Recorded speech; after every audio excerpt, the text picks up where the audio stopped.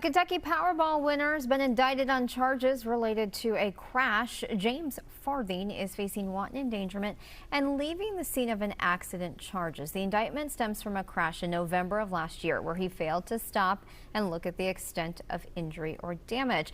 It also says he engaged in a conduct that created substantial danger or of death or serious injury. Farthing will be arraigned August 7th at the Fayette County Circuit Court. And be sure to scan the QR code you see there on the screen to download the free WKYT News app. You can stay up to date with news as it happens and get breaking news alerts sent right to your phone.